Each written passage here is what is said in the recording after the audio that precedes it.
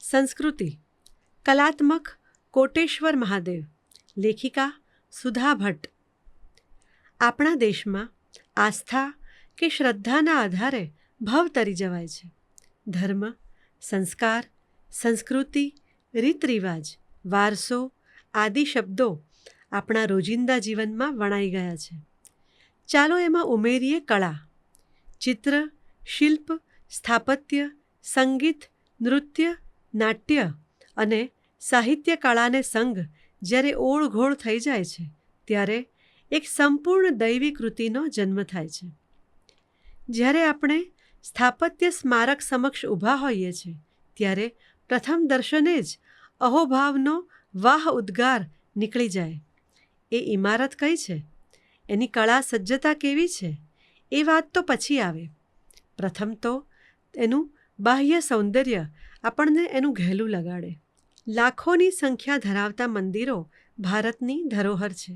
તેના વૈવિધ્યપૂર્ણ અર્થસભર નામ એ મંદિર કળાની ઓળખ બની જાય છે.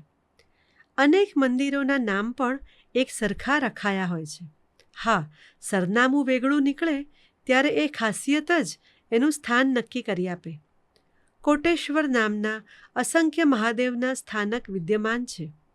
ગુજરાત સિવાય ઉત્તરાખંડ અને પૂર્વોત્તરના રાજ્યોમાં કોટી એટલે કે કરોડ દેવતાઓના મંદિરો નામ નોંધાવે છે. અંબાજી મંદિરથી થોડે દૂર બાલારામ પાલણપુર પાસે એક કોટેશ્વર મહાદેવ છે. તો કચ્છ ભુજમાં દરિયા કિનારે ભારતની પાકિસ્તાન સરહદે અડીખમ ઊભેલું પ્રાચીન કોટેશ્વર મંદિર પાંડવોની યાદ દેવડાવે છે. અમદાવાદના મોટેરા પાસે આવેલા કોટેશ્વર ગામે પાંડવો નિર્મિત પ્રાચીન શિવલિંગ ધરાવતું કોટેશ્વર મહાદેવ ગામ વચાળે ચાહકો અને ભક્તોને દર્શન દે છે. તો સહેજ ગામ બહાર સાબરમતી નદીના કાંઠે નૂતન શિવલિંગની સ્થાપનાવાળું કોટેશ્વર મહાદેવ નવલા સ્વરૂપે છેલ્લા લગભગ 10 વર્ષથી આસ્તિકોને અને રસિકોને આકર્ષે છે. પેલું પ્રાચીન શિવલિંગ આ જ સ્થળે બિરાજતું હતું, જેને મૂળ ગામવાસીઓએ ગામને ટોડલે પધરાવ્યું છે. હવે નવા મંદિર કને વનરાજી જ વનરાજી છે, જે હિડંબા વન તરીકે ઓળખાય છે. બંને મંદિરોને સમાંતરે પામવાનો પ્રયત્ન કરીએ તો બંનેના નામ કોટેશ્વર મહાદેવ જ છે.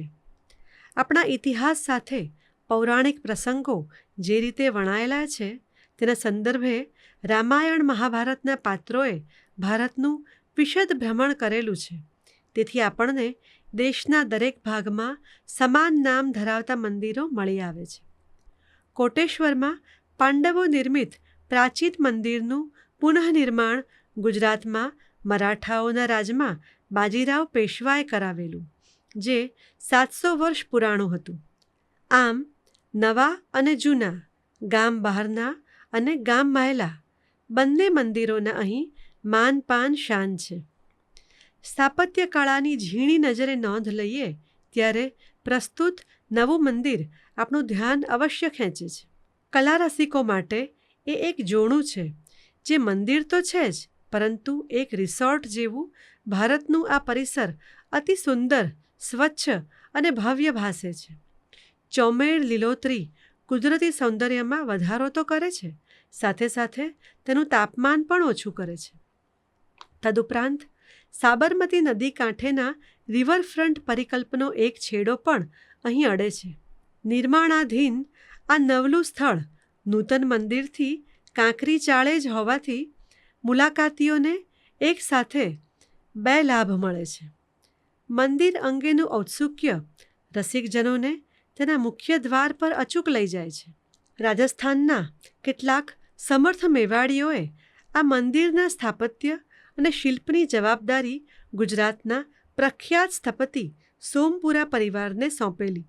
જયપુરના ગુલાબી રેતિયા પથ્થરની બનેલી આ પ્રભાવી રચના સન્મુખ દક્ષિણ ભારતની શૈલીથી બનેલા શ્યામલ પથ્થરના વિશાળ નંદીની સુંદર બેઠક છે, જે મંડપ આકારે છે.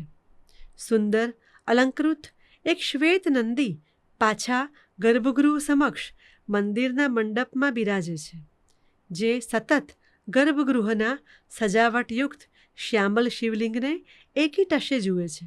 આ નવું શિવલિંગ ભસ્મલિપ્ત હોવાથી એમની ઉપર મુખારવિંદ અતિ સુંદર ભાસે છે. જેવું પરિસર એવું જ મંદિરનું ગર્ભગૃહ.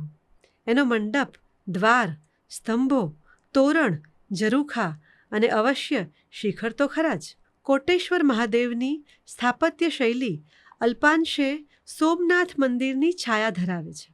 સ્તંભો, પ્રવેશદ્વાર નાગર શૈલીની યાદ અપાવે છે, તો સોમનાથની મારો ગુર્જર શૈલીનો પ્રભાવ શિખર અને છત પર દેખાય છે, જે ચાલુક્ય અને સોલંકી વંશની દેન છે.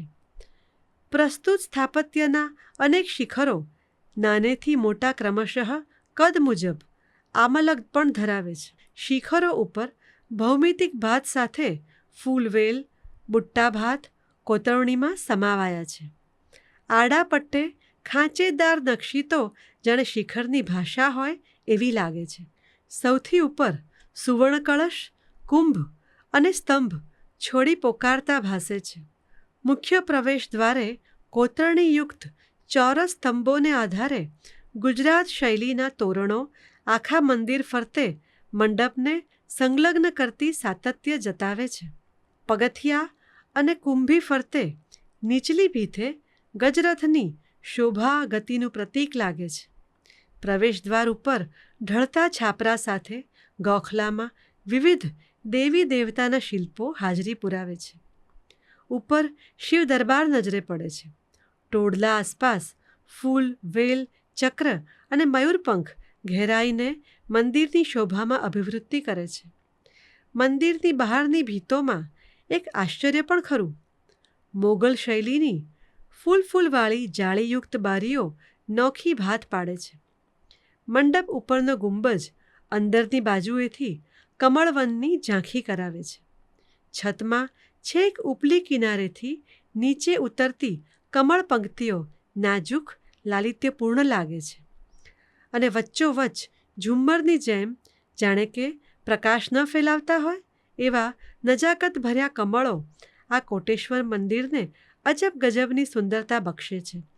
ભુજ કોટેશ્વર દરિયે મહલે અને અમદાવાદ કોટેશ્વર નદીએ મહલે.